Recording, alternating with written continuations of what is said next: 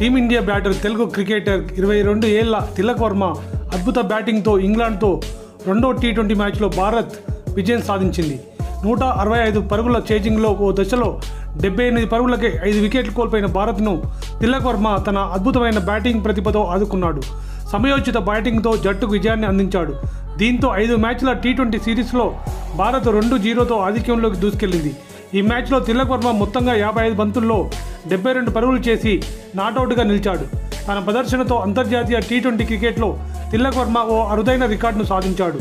అంతర్జాతీయ టీ20లలో వరుసగా నాటౌట్గా నిలుస్తూ అత్యధిక పరుగులు చేసిన ఆటగాడిగా చరిత్ర సృష్టించాడు. అతడు చివరగా దక్షిణాఫ్రికాతో జరిగిన టీ20 మ్యాచ్లో 20 పరుగులు చేసి అవుట్ అయ్యాడు. ఆ తర్వాత 4 ఇన్నింగ్స్లలో 107, 120, 19, 72 పరుగులు సాధించాడు. దీంతో నాటౌట్గా ఉంటూ మొత్తం 318 పరుగులు స్కోర్ చేశాడు. ఇలా టీ20 క్రికెట్లో నాటౌట్గా ఉంటూ అత్యధిక పరుగులు చేసిన ప్లేయర్గా తిలక్ వర్మ నిలిచాడు.